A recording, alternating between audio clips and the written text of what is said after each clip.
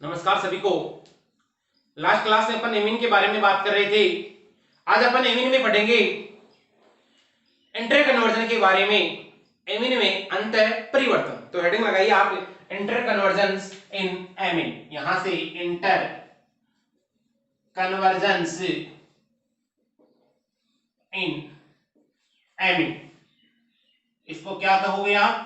Amine में रूपांतरण। Amine में रूपांतरण।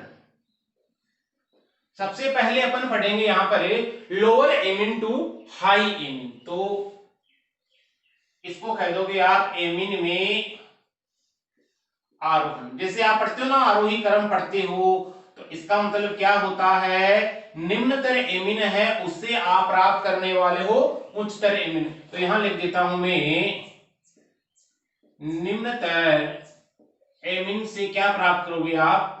उच्चतर एमीन प्राप्त करोगे। अब देखिएगा कैसे करते हैं। तो यहां पर सबसे पहले आप जानते होंगे एमीन लेते हो RnH2 और इसकी विक्रिया करवाते हो HNO2 के साथ में। आपका HNO2 यहां क्या होता है? नाइट्रस एसिड होता है, नाइट्रस अम्ल होता है। HNO2 के साथ अभिक्रिया होती है। और मैंने आपको बताया था कि इसको NaNO2 तथा HCl की परस्पर अभिक्रिया द्वारा बनाया जाता है। तो याद करो, देखिए RnH2 और इसकी मैंने अभिक्रिया करवाई थी HNO2 के साथ में। तो कुछ ऐसा हुआ था कि यहां से आपको क्या प्राप्त हुआ था? अल्कोहल प्राप्त हुआ था। याद आया कुछ? तो इस अभिक्रिया के दौरान मैंने यहां पर अल्कोहल प्राप्त किया था। अब आगे देखिएगा, यदि अल्कोहल की अभिक्रिया में करवा देता हूं फास्फोरस पेंटाक्लोराइड के साथ में, यानी इसको तो आप क्या कहते हो? अल्कोहल कहते हो। फास्फोरस पेंटाक्लोराइड के साथ अभिक्रिया होती है तो याद होगा अल्कोहल है आपका, और PCl5 के साथ में क्या करता है? अभिक्रिया करता है। RCl HCl और POCl3 बनता है। तो यहां क्या बनने वाला है? आपका RCl बनने वाला है। ठीक है, इसको आप क्या कहते हो? एल्किल क्लोराइड कहते हो। ये आपका यहां बना है एल्किल क्लोराइड। अब इस एल्किल क्लोराइड की आप अभिक्रिया किसके साथ करवाते हो? KCN के साथ करवाते हो, मतलब पोटेशियम साइनाइड यहां लेते हो आप काम में, पोटेशियम साइनाइड। इस पोटेशियम साइनाइड के साथ अभिक्रिया हुई तो KCl का निकलना होगा यहां से बाहर, और क्या बनेगा? RCN। समझे? क्या बना आपका? RCN। इस RCN को एल्किल साइनाइड बोल देते हो आप। याद आया कुछ? चलो, इसको आप कह देते हो एल्किल साइनाइड। अब बताइए मेरे को, एल्किल साइनाइड का आप करते हो रिडक्शन करते हो, इसका अपचयन करते हो, तो अपचयक लेते हो, सोडियम लेते हो काम में, C2H5OH लेते हो।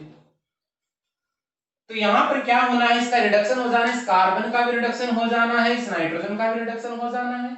यानी कि यहां इस कार्बन को हाइड्रोजन मिल जाने हैं और इस नाइट्रोजन को हाइड्रोजन मिल जाने हैं। तो RCH2NH2। ओवरऑल कितने हाइड्रोजन काम आए रिडक्शन के दौरान? 4 हाइड्रोजन काम आए। तो देखो, प्रारंभ में कितने कार्बन थे आपके पास में? एक कार्बन था। इसका मतलब आपको कितने कार्बन वाली एमीन प्राप्त करनी है? निम्न तरह से उस तरह जाओगे तो 2 कार्बन वाली एमीन प्राप्त करनी है। इस एमीन में कितने कार्बन है आपके? 2 कार्बन है आपके। तो ये आपका हो गया इंटर कन्वर्जन। किस प्रकार का? आरोहण हो गया, यानी कि निम्नतर एमीन से आपने यहां प्राप्त कर लिया है उच्चतर एमीन प्राप्त कर लिया है। क्लियर है? कर दोगे? इसी प्रकार की समस्या नहीं होनी चाहिए। अब अपन बात करेंगे एमीन में अवरोहण की। अवरोहण की बात करेंगे, इसका मतलब होगा उच्चतर एमीन से हम चलेंगे किस ओर? निम्नतर एमीन की ओर चलने वाले हैं। तो देखना आप किस प्रकार होती है विक्रिया, अपन उसी की बात करेंगे। देखिएगा, अपन पढ़ेंगे एमीन में अवरोहण। एमीन में अवरोहण, और अवरोहण का मतलब हो गया अपन चलेंगे हायर टू लोअर, यानी कि उच्चतर एमीन से अपन जाएंगे निम्नतर एमीन की ओर। यानी कि ऐसी एमीन देखेंगे जिसमें 2 कार्बन है और उसे अपन क्या प्राप्त कर लेंगे, एक कार्बन वाली एमीन प्राप्त कर लेते हैं। देखिएगा किस प्रकार से रिएक्शन होनी है। ये मेरे पास में है RCH2NH, क्लियर है। ये एमीन है, किस प्रकार की एमीन है, एलिफेटिक एमीन है, 1 डिग्री एमीन है, 1 डिग्री एमीन। आप क्या करोगे, इसकी विक्रिया कराओगे सबसे पहले HNO2 के साथ में, नाइट्रस एसिड के साथ में। इस नाइट्रस एसिड को कैसे बनाया जाता है, अभिक्रिया मिश्रण में NaNO2 तथा HCl की परस्पर अभिक्रिया द्वारा बनाया जाता है। अब देखना RCH2NH2 एमीन है, आप विक्रिया करवाते हो HNO2 के साथ में, तो HON डबल बॉन्ड ऐसे लिखा जाता है इसको। यहां से क्या बनता है, आपका एल्कोहल बनता है, आपका यहां से नाइट्रोजन बनता है और H2 बनता है। यानी अपने को बनाना क्या है, सभी क्रिया के दौरान यहां से RCH2OH, यानी कि ये आपका बन गया यहां एल्कोहल बन गया है। अब क्या करते हो आप, यहां पर इसका करवा देते हो, ऑक्सीडेशन करवा देते हो। ऑक्सीडेशन कराओगे इसका मतलब हाइड्रोजन का तो निकलना होगा और ऑक्सीजन का जुड़ना होगा। RCOH क्या बना आपका, कार्बोक्सिलिक एसिड बन गया है, ये बना आपका कार्बोक्सिलिक एसिड बना। अब क्या करोगे, आपका बना हुआ जो कार्बोक्सिलिक एसिड है आप इसकी अभिक्रिया कराओगे किसके साथ में, सोडा लाइम की उपस्थिति में। सोडा लाइम क्या होता है, याद आया कुछ, तो सोडा लाइम के साथ अभिक्रिया करवाते हो तो आपको यहां से NaOH और तथा CaO का क्या लेना पड़ता है, मिश्रण लेना पड़ता है।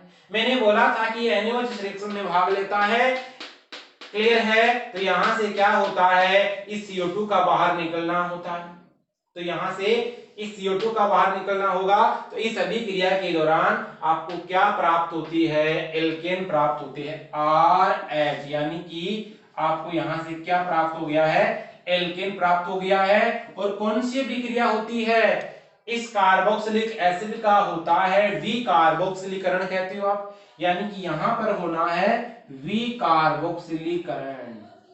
विकार्बोक्सिलीकरण होता है जिसके द्वारा आपको यहां क्या प्राप्त हो जाते हैं, एल्केन की फॉर्मेशन हो जाती है, एल्केन की प्राप्ति हो जाती है। अब गौर से देखिएगा, ये यहां पर आपको एल्केन मिला, एल्केन की प्राप्ति हुई। अब आप क्या करोगे, एल्केन की प्राप्ति होने के बाद में इसका करवाते हो हेलोजनीकरण करवाते हो। आपने यहां करवाया है इसका हेलोजनीकरण। हेलोजनीकरण होता है क्लोरीन तथा सूर्य के प्रकाश की उपस्थिति में। होना क्या है, यहां से HCl का बाहर निकलना है, एक Cl आके जुड़ेगा, HCl निकलेगा आपका बाहर, क्या बनेगा RCl, क्लियर है। इसको क्या बोल दोगे, एल्किल क्लोराइड बोल देते हो। क्या बोल दोगे, एल्किल क्लोराइड, एल्किल क्लोराइड। अब आगे देखिएगा, यदि आप इसकी अभिक्रिया करवाते हो अमोनिया के साथ में, अमोनिया के साथ अभिक्रिया करवाते हो तो ये हाइड्रोजन और ये क्लोरीन निकलने वाले हैं आपके बाहर, मतलब HCl, और आपका क्या बन जाना है RNH। तो समझे, इस एमीन की यदि अपन बात करेंगे तो यहां पर कितने कार्बन है, एक तो एल्किल ग्रुप वाला कार्बन और एक मिथाइलिन ग्रुप वाला कार्बन। इसमें कितने कार्बन आपके, 2 कार्बन है। और यहां पर आपने कितने कार्बन प्राप्त किए इस एमीन में, एक कार्बन वाली आपने एमीन यहां प्राप्त कर ली। तो आपने क्या देखा, उच्चतर एमीन से किस ओर गए, आपने निम्नतर एमीन की ओर चले गए हैं। तो ये अपन ने देख लिया है एमीन में आरोहण या अवरोहण।